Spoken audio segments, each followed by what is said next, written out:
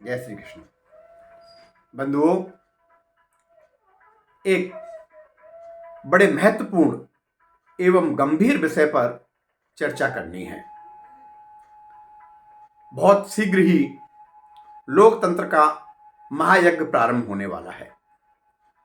इस यज्ञ में हम सबको अपने मतों की आहुति देनी है। लोकतंत्र का ऐसा नियम है कि 100 मूर्ख व्यक्ति मिलकर 99 श्रेष्ठ व्यक्तियों को सत्ता से बाहर कर सकते हैं। एक एक मत का बहुत महत्वपूर्ण होता है। एक एक मत हमें विवेक का आश्रय लेकर अपने मतों को सही पार्टी को देना है। हम किसी भय, प्रलोभन अथवा बहकावे में आकर कोई ऐसा कार्य न कर दें जिससे हमारे राष्ट्र, हमारे धर्म, हमारे परिवार के लिए जो घातक हो। वर्तमान में अधिकतर जो पार्टियां हैं वो परिवारवादी वाली पार्टी हैं। वो अपने परिवार के लिए कुछ भी कर सकती हैं। उनके लिए परिवार प्रथम है, राष्ट्र प्रथम नहीं है। और दुर्भाग्य से इस देश में ऐसी भी पार्टियां हैं जो देशद्रोही का काम कर रही हैं। उनसे हमें सतर्क रहना है। आज प्रभु की कृपा से हमारा राष्ट्र चहुओर विकास कर रहा है। हमारा धर्म पुनः अपने पुराने वैभव को प्राप्त कर रहा है। हमारे धर्म अपने देश की सीमाएं लांघकर विदेशों में भी अपना प्रचार प्रसार कर रहा है। बंधुओं, हमें अपने राष्ट्र की सुरक्षा के लिए, अपने धर्म के उत्थान के लिए, अपने परिवार के कल्याण के लिए, अपनी संतति की सुरक्षा के लिए ऐसी पार्टियों का चुनाव करना है जो राष्ट्रद्रोही न हो, धर्मद्रोही न हो, जो सिर्फ अपने परिवार को चाहने वाली न हो। और इसके लिए हमें बहुत सतर्क रहना है। आपको बहुत सारे प्रलोभन दिए जाएंगे, आपको भय दिखाया जाएगा, आपको बहुत ऐसे उदाहरण दिए जाएंगे कि आप बहकावे में आ जाएं। लेकिन हमको सतर्क रहना है। हमें अपने मत का तो प्रयोग करना ही है, लेकिन मत का प्रयोग कैसे करना है यह महत्वपूर्ण है। मत हमें किसको देना है? भक्त बंधुओं, आज सनातन धर्मावलंबी कितने देश हैं?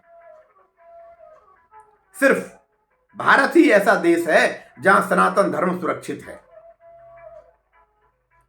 न करे भगवान कभी ऐसी विषम परिस्थिति पैदा हो जाए कि हमको अपने देश को छोड़कर अन्य देशों में शरण लेनी पड़े।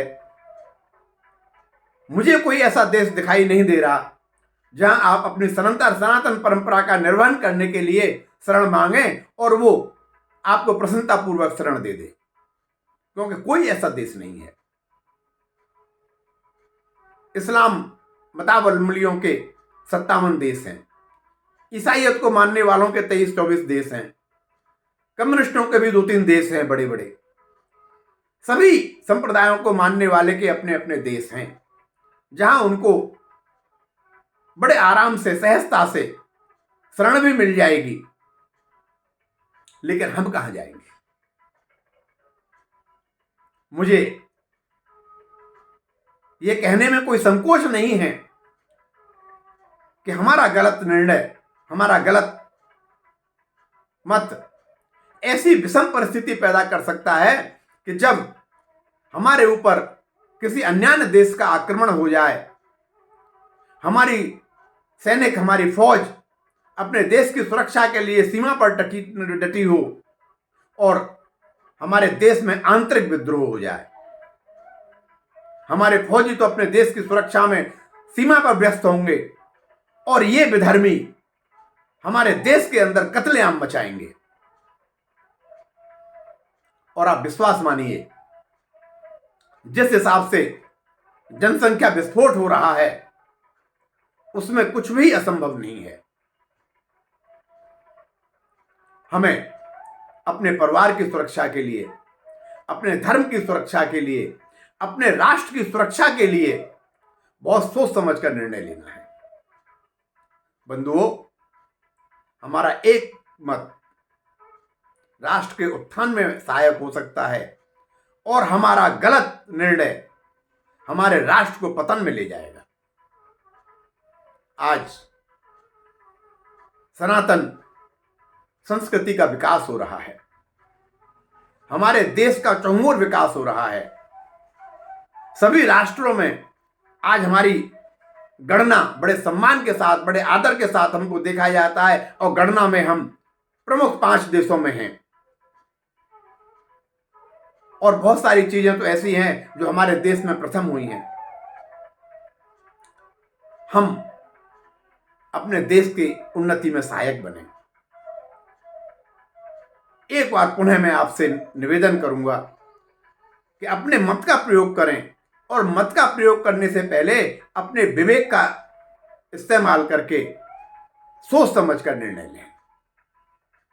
इसी में हम सबकी सुरक्षा निहित है, हमारे परिवार की, हमारे धर्म की, हमारे राष्ट्र की। कोई भी गलत निर्णय मत ले लेना। मैं आपसे एक बार यही अपेक्षा करता हूं कि आप अपने देश के विकास में सहयोगी बने, अपने धर्म के विकास में सहयोगी बने, अपने परिवार की सुरक्षा का ध्यान रखें। इसी में हम सबका कल्याण है। जय श्री कृष्ण।